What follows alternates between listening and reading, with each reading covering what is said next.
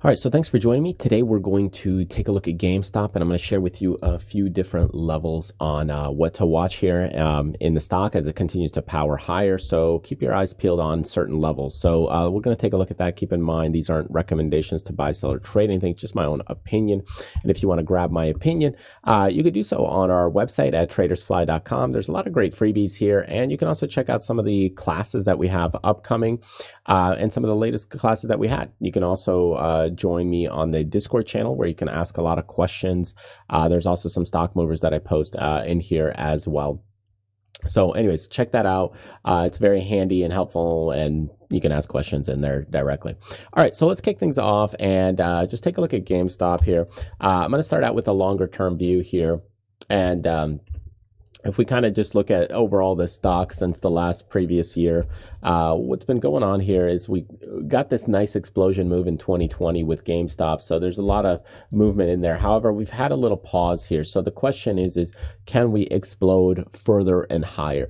I think overall this has died down from the amount of energy flow here. So if we look at the energy in this area versus now what's to come, I don't think it's going to be as much. It's not to say we can't explode higher, but I don't think the amount of energy will be huge, and it won't be like a massive buying opportunity.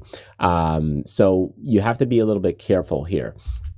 So you can see we've picked up some speed here in these volume sides, but right now it's just kind of getting started on this recent pop. So from a long-term perspective, be mindful of this and be a little more careful. Now, what you can see happened here recently is right around that $80 price point. So you can see the stock got right into that $80 price level, and we held the support and volume started to pick up some speed.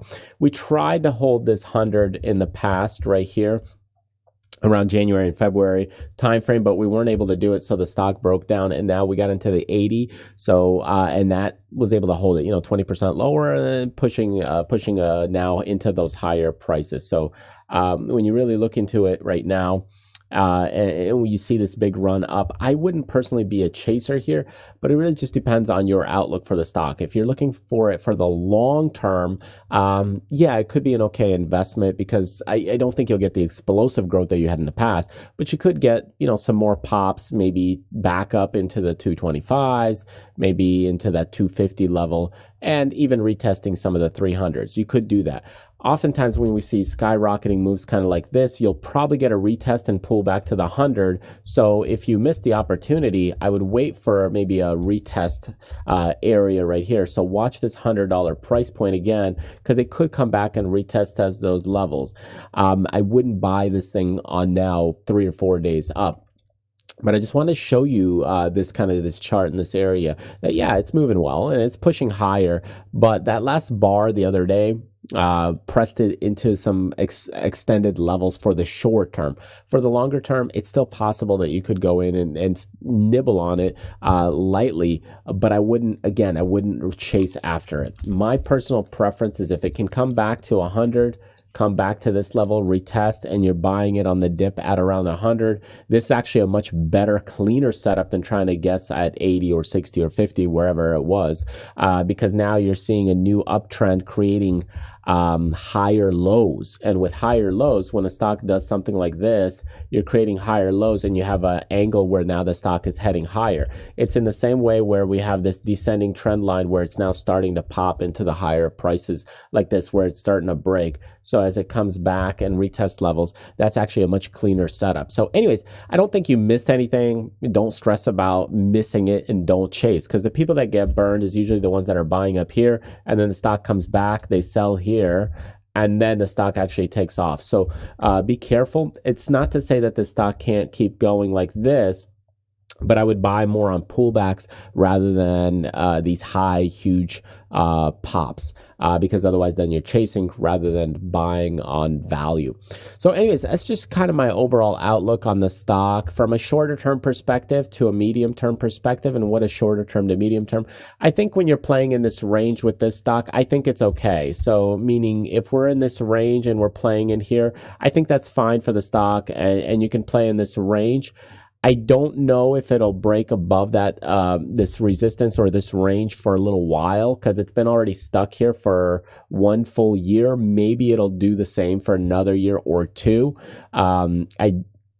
If it breaks this level, though, on the lower end, this is where the problem's going to start to lie. And then I will say it'll start coming back into this lower level where it was, not exactly where it was before, but in these lower zones. So that's only if it breaks those levels. But you can see right now it's holding that support, and that is nice.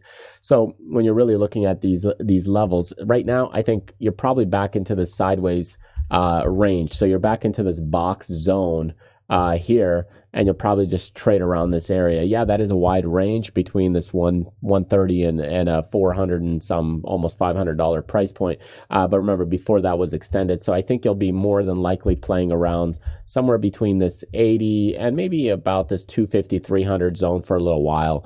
And that could be over the course of this next year, just because, you'll get some pops, you'll get some drops, and that stock could play around that zone. So if you're trading it actively, that could be a way to play it. You could also buy on dips and accumulate things, and then eventually when it pops, just get rid of the shares.